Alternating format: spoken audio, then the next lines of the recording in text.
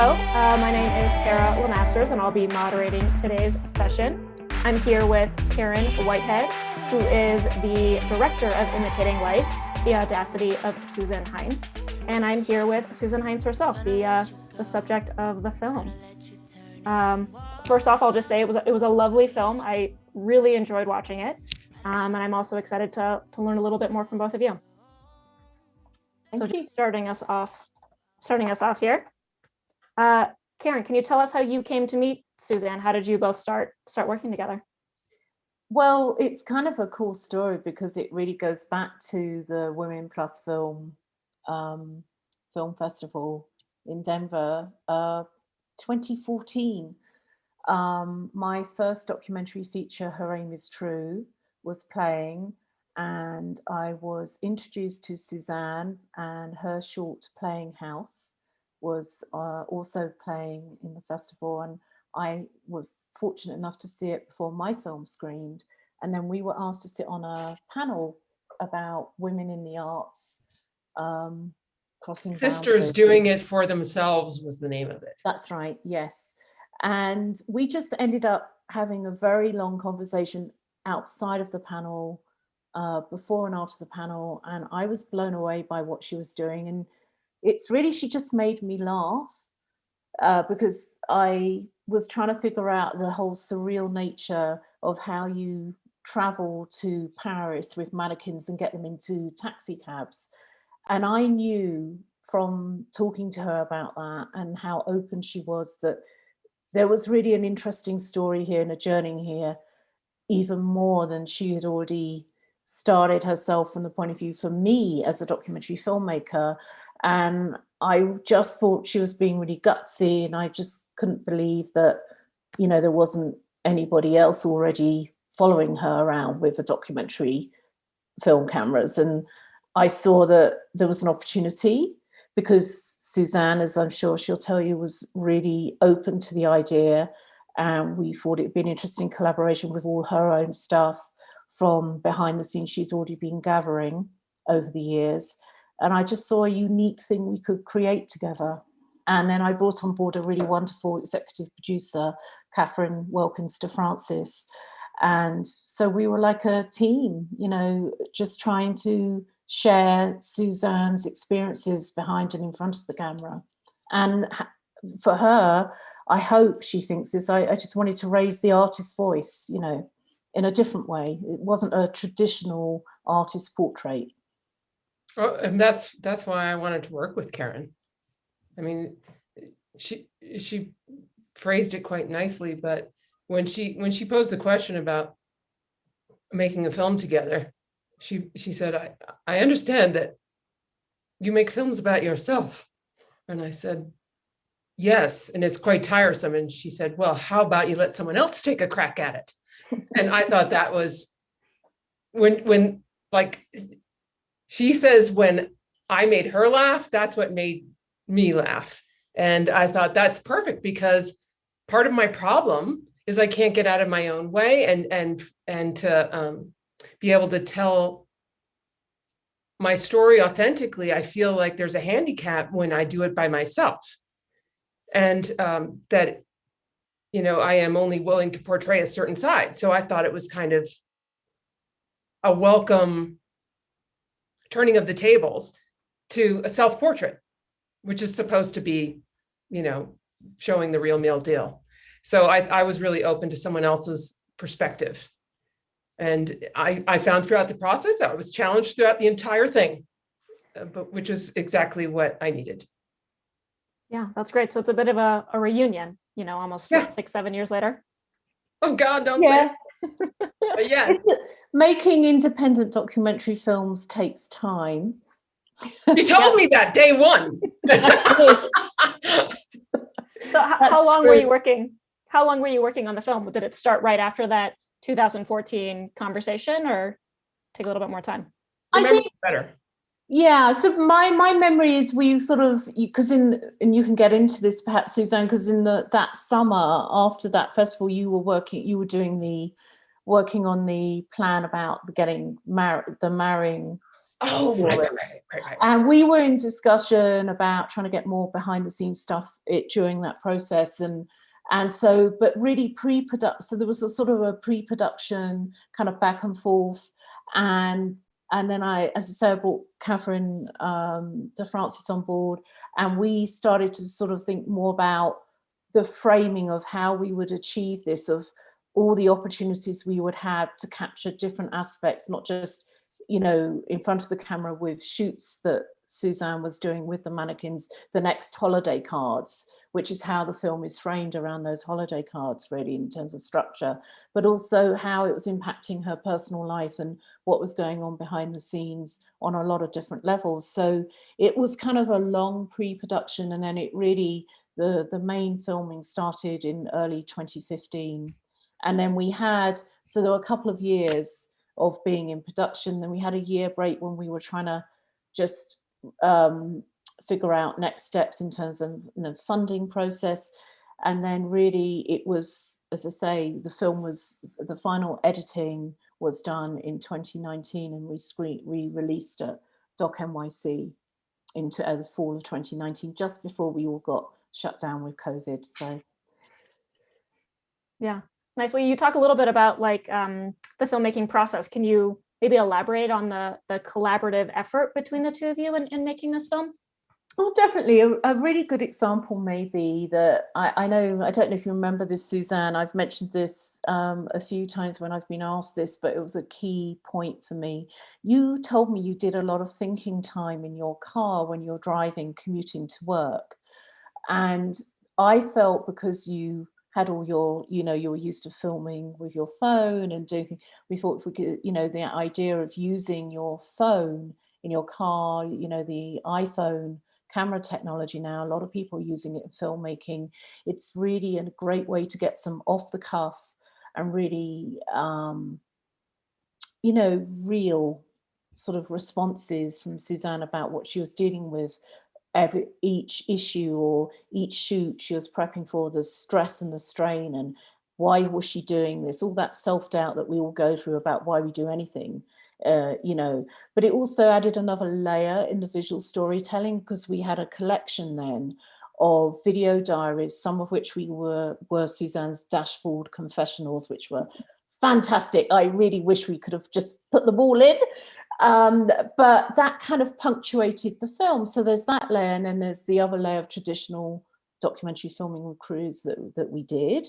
And then there's the other video diaries that Suzanne provided us. And we just kind of just meshed it all together and created a structure based on the points, the process she was going through. But as Suzanne says in the film, you know, it was like us telling a story, a book, you know, chapters with a beginning, middle, end, and we tried to sort of get, you know, have that arc in the film, I think.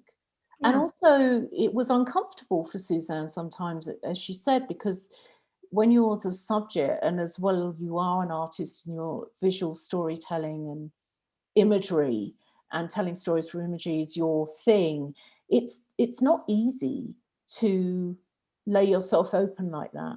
And that's why I think it's very interesting that Suzanne, and admirable that Suzanne, it's about trust and just going through the journey together. But it was tough at times, I think, for all of us. Especially because these were self-portraits. It wasn't just that I was a working artist. And the whole point of sharing my story was to relate to other people looking at themselves. So that was the lens that I was translating everything through, and trying to get to the point of, let's all stop pretending. And I understand that my story is a feminist story, but I also feel like it's a story for every single person on the planet. And we are all held up to some sort of measure that we can't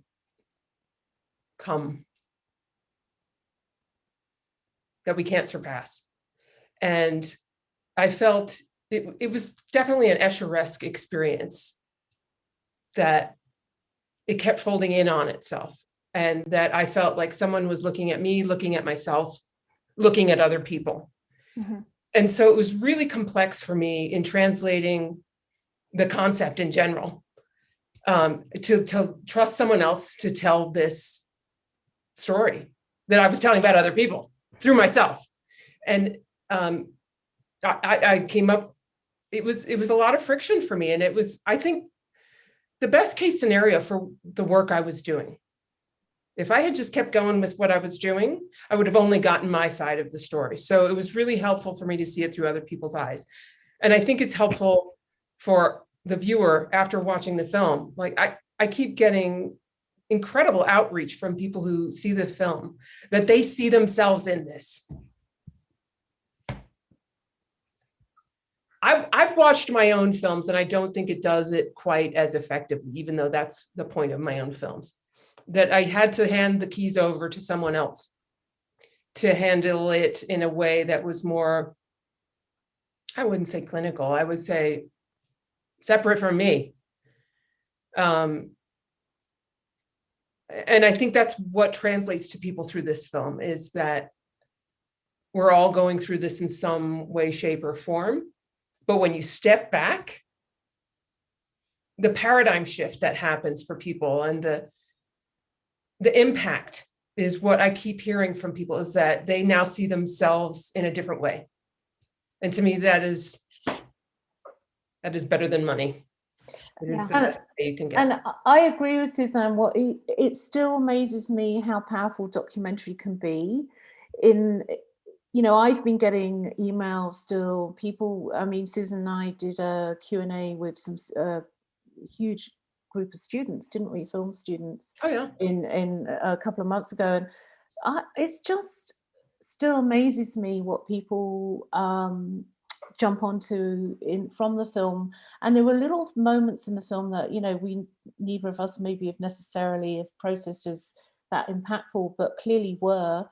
And I think that is what I love about documentary filmmaking. It does take the audiences hopefully somewhere they haven't been before, and it also then leaves it out there for them to make their own choices or think about things in their own lives. And I think that's what we're trying to do, where it's raising questions, asking questions. It's not necessarily providing answers or dictating anything. It's just reframing. It's framing, exactly. It's reframing what you think you already know. Yes. Yeah, for sure. And I think that was valuable for every single one of us involved in this process.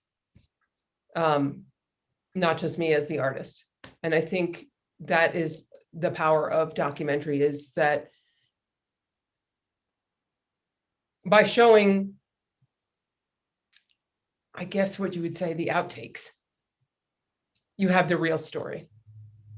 Yeah, definitely. I mean, from a viewer perspective, I mean, there are those layers, and as someone who is an art and a film lover and a woman, it's very easy for me to identify with many different things within this film. So that was definitely a very wonderful piece of the film for me.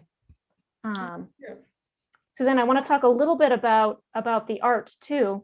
Can you talk a little bit about what artists inspire you, or just other inspiration you kind of found in creating your art, not necessarily the film, but the art that we see in the film? It came to me over time. It wasn't like I sat down and looked at a book and said, I have an idea. But I found that I respected artists who had the ability to reframe, the ability to step back. And my appreciation of an artist that is little mentioned these days is, his name is Red Grooms. And I was exposed to him as a child, and he did an exhibit that was called Raucous Manhattan. That was probably the most impactful childhood experience I can remember.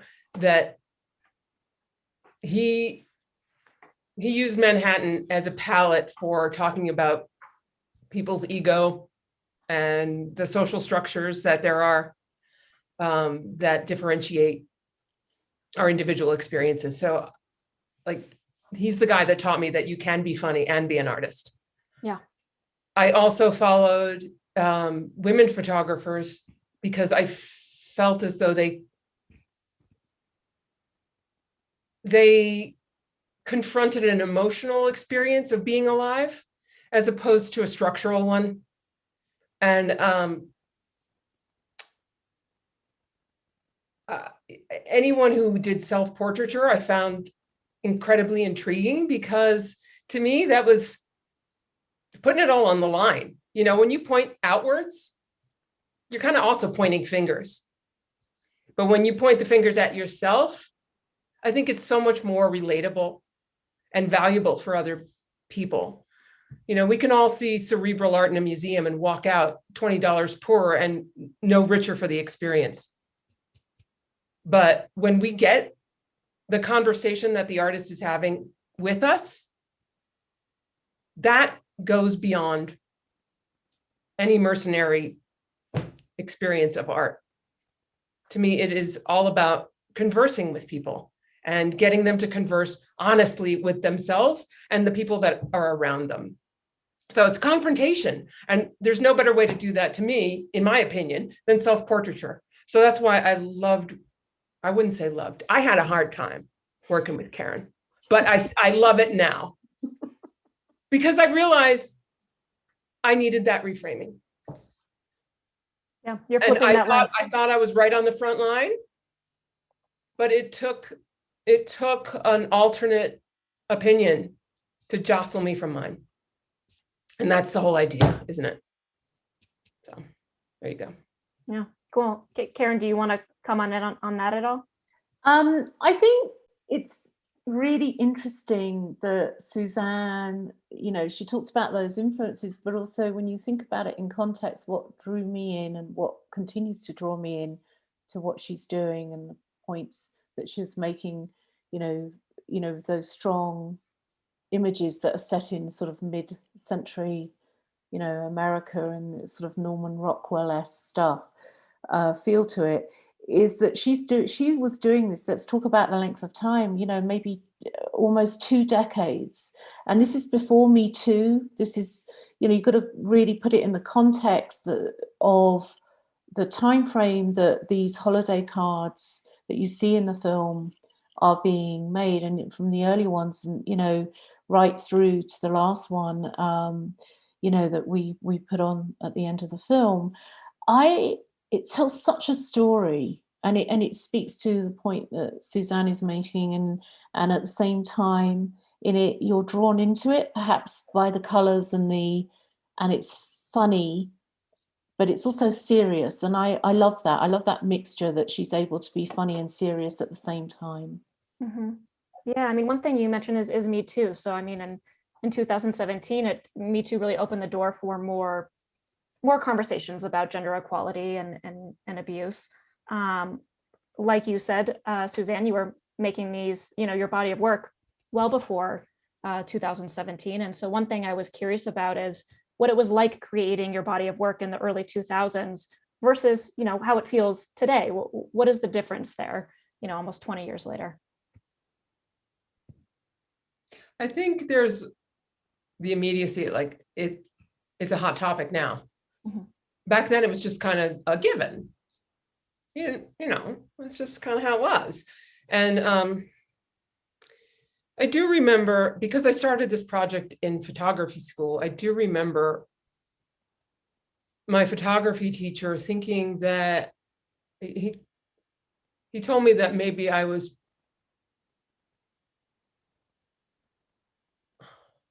how did he put it? Making a big deal out of nothing.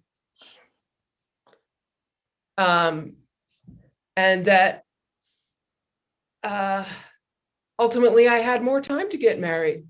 And don't worry, sister, it'll happen. And I was like, that's exactly what I'm talking about. So I think, you know, culturally, we've all had an opportunity through social media to hear a collective voice, but previously you'd share it with your girlfriends, or it wasn't really a mainstream topic of conversation. And it was just a personal experience. It's been going on for centuries, millennia. Like, this is how your life goes. Get used to it. And to me, that was the most relevant topic for humanity in general, not just girls, women, older women. Like, there is this life script out there that somebody made up a long time ago, and somehow it just doesn't fit.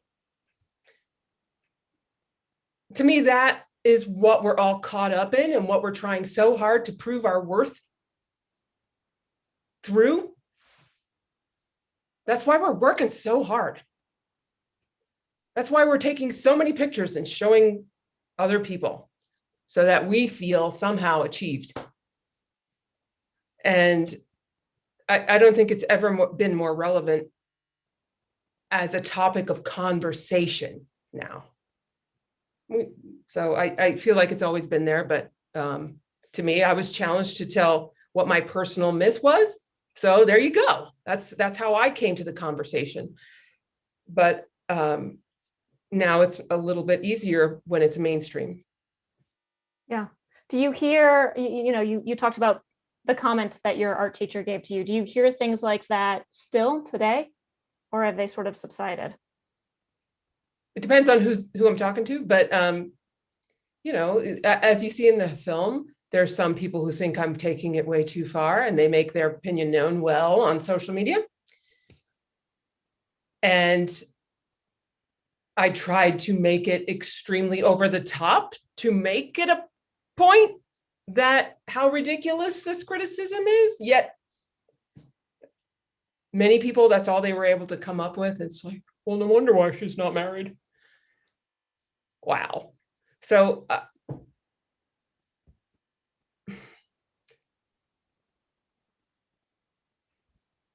I think it's going to be something that we are forever going to have to confront,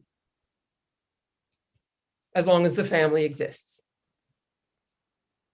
Yeah. Karen, do you want to add anything to that? Yeah, I think it's really one of the moments in the film that I think really encapsulates this is the Reddit video diary, as I call it now. It just blew my mind, the responses that Suzanne got. And we're talking about, now, and it's kind of to the point that Suzanne makes, women are still, if you put yourself out there, women are still being questioned in a way that and assumptions are made that we don't make about men, and we don't comment in that same way about men. It just doesn't happen. And so there has got to be more work done in this area. And I think Suzanne has addressed it in a really fun and very challenging way. And it clearly is challenging because that stream on Reddit and the whole impact of social media now, as we're, now documentaries are being made about, oh my God, the whole world of social media, what have we done and how does it work? And, we should be all thinking about this. And, and in our film, you see it laid bare by Suzanne's own journey and experience of it as she was trying to put something out there that we should all be addressing, really, to her point, all of us, and I think it's great. I think it was very important to me that we put in another voice like Kate Bollock in the film, who wrote the book of Spinster, because that to validate what we were experiencing our journey with Suzanne in the filmmaking with Suzanne, and hopefully it will raise more discussion and conversations, and we can get to a better place with this subject. Then I still think there's a lot of work to do on it. Oh, absolutely. But as long as women are the ones to carry children, I think the assumption is that they're the ones that do women's work. And if you choose not to do that, somehow you've upended due process, and that you must be incredibly selfish. Mm-hmm. I think if I had children out of the feeling of, well, that's what I'm supposed to do, I certainly wouldn't have accomplished what I have. And I feel as though my life has impacted so many more people through the work of choosing to be my own woman than choosing to be someone's mother. So I think that's the part that needs to change. No, we're not going to change biology, but we can choose our judgments when it comes to a fulfilled life. And that we can't possibly know what a fulfilled life means to someone else. So it's really hard not to pass judgment, but we all do it. And I think, with Black Lives Matter and the riots and all that's going on right now, we are confronting as a society judgment.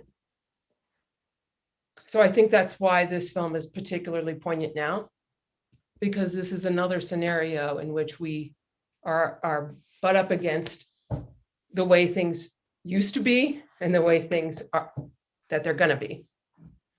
Yeah, definitely. The film definitely confronts that, I don't know, this moment of conflict that we all sort of feel right now, or as a woman, I identify with as well. So that's one of the beautiful things about this film, in my opinion. Right on. Cool. I mean, one thing I wanted to ask about too was sort of the other people behind the camera. I know you mentioned the executive producer, Karen, but how did you choose who else was shooting or editing? Who else helped bring this film to life? Well, I was based in Washington, D.C. when we started most of the production process, and I was able to bring on board a really great video storyteller, editor, producer primarily for shooting. It was Pierre Qatar, and we worked with local crews in Denver who were fantastic as well. But the big thing for Catherine and I was having a wonderful award-winning editor on the film, female. So the primary sort of the top sort of echelon of our filmmaking was all female. So the production team at the, from producers to editors to cinematographer, the key line, the main work in those fields was female, which is very unusual still. And that was important to us because I just think it was just something about raising Suzanne's voice and the sensibilities that brought to the film. And we're always, Catherine and I feel very strongly about raising women's voices primarily in our work. So that was really a critical part of our production process. But there were many people, male and female, who made this film possible, all over the production and post-production. So, it's a big community in indie film, and I think we all help each other as much as we can with all our work. Yeah, that's amazing. As a woman who comes from the industry myself, I was very excited when I watched the credits roll, seeing different names and women names primarily. So I thought that was really exciting for me. Cool. The last thing I sort of want to touch on too is, Karen, I know you live in the Denver area, and Suzanne, I know you're kind of going back and forth between Denver and New York. Oftentimes when we talk about art and film, cities like New York, Los Angeles, Chicago, and Atlanta now too, that's sort of the first city you might think of, or some of the first cities you might think of when you think of the arts. I was curious how you both, what you both think of Denver and what it's like to be a filmmaker and an artist in the Denver area. Wow, that's an interesting question. Well, generally speaking, I feel like the zeitgeist around Denver is not around creative. But I think that also gave me the space to create what I did without feeling need to compete. And I think that's what gave me my authentic voice, as opposed to what I thought might be heard or successful or well received. I didn't care. The point was not to be successful. The point was to tell the truth and to express my life to its fullest. And the point was not to get a gallery. I think if I had stayed in New York, where I grew up, it would have been a very different story. I think as much as my corporate job held me back, it also enabled me. And I had the space and the time and the finances to take my time in creating my work. And I know if I had stayed in New York, that would have been a very different experience. I also feel as though it's good for me to go back to New York now to express my inner weirdo in the way that I never could before. Because I'm mature enough to not care anymore. Like I know that my voice has value and that my experience is not just my own, it's shared, and that I can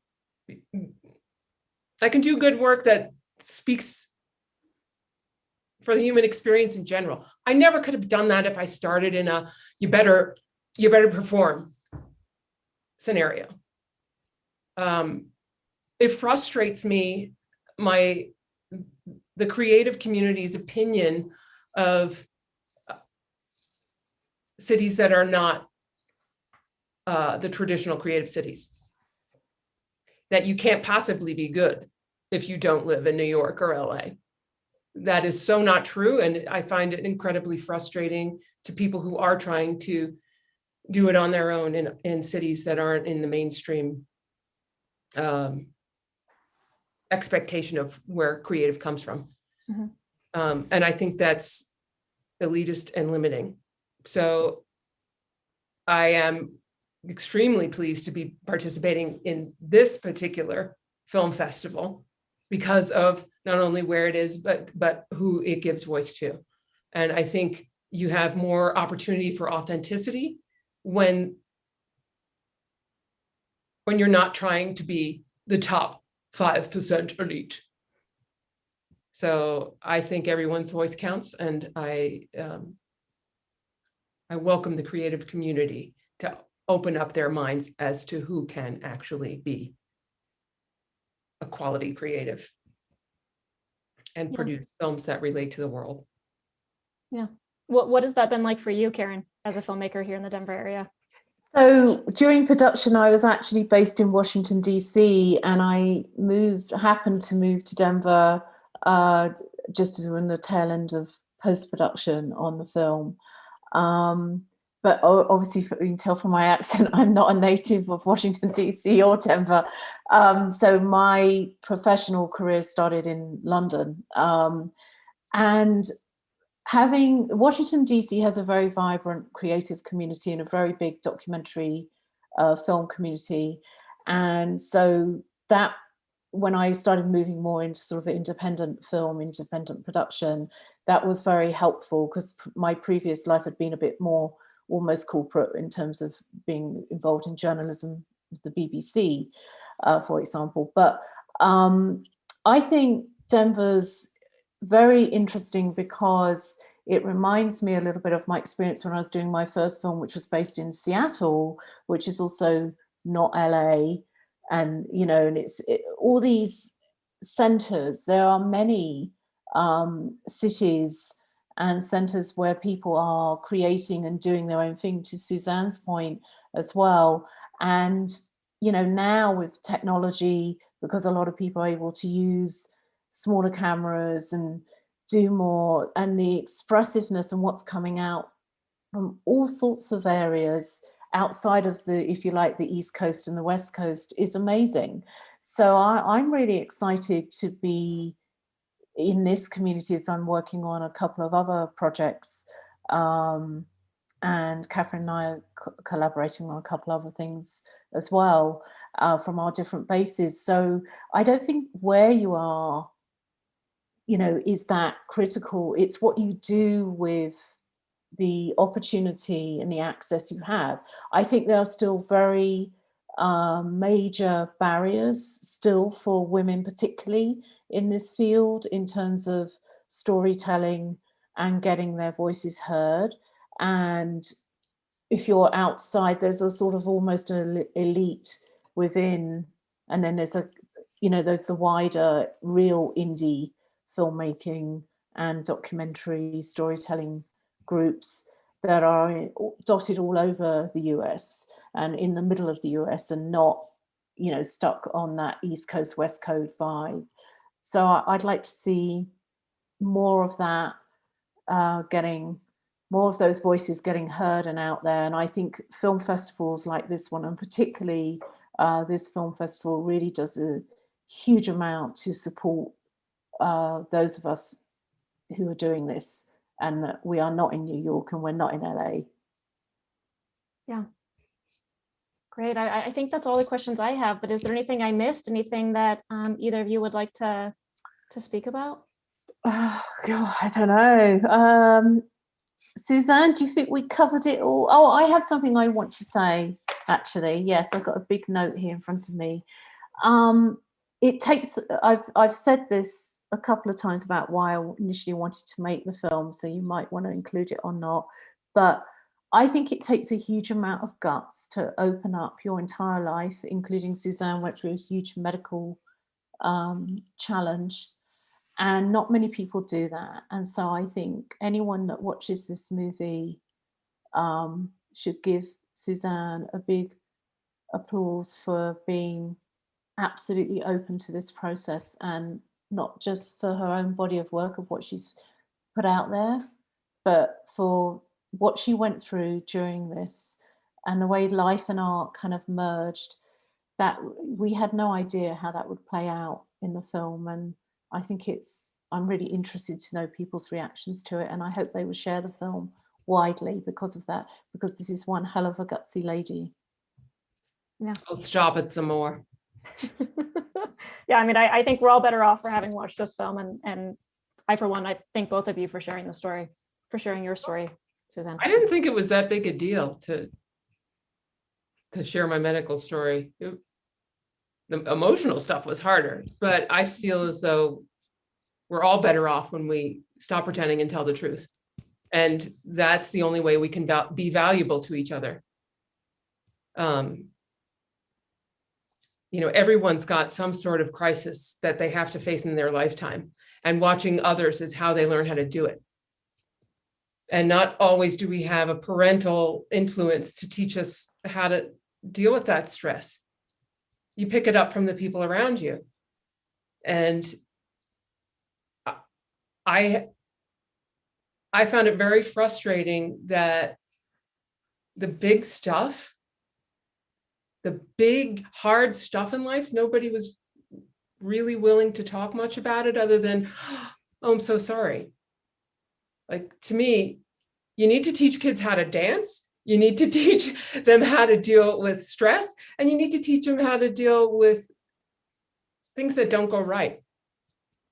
And I think all of us are hurting for those kinds of lessons. So it was no big deal for me to share mine, because I feel like that's the only way anybody's going to learn how to do it for themselves.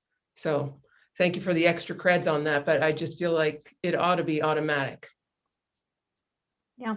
If anything, if we're not learning from it, it's definitely a sense of community. Maybe it makes people feel less alone too, which is something I found comforting as well. Absolutely. Absolutely. I think that's what's so heartwarming when we hear about someone that we thought was a hero, and then, oh, they have trouble too. Yeah. It's so valuable to understand that it's the current of life. It's just how it goes. And it's not that you have done anything to get you in this position. It's just how the dice roll. So I think that's the whole value in sharing experience in general, and why I think self-portraiture is valuable to other people, why documentary is valuable to other people, is to watch other human beings go through life. Yeah, for sure. Right on. Okay, awesome. Well, that's all I got. Thank you so much, ladies. Thank you. Thank you for having us. I'm sorry we couldn't be there in person. I thought 1 year would be good enough. Getting closer and closer. Yep. All right. Well, thank you so much. I appreciate it. And thank you, Karen, too. Thank you, Suzanne. It's good to see you. Oh, I got red lipstick on my fingers. Bye.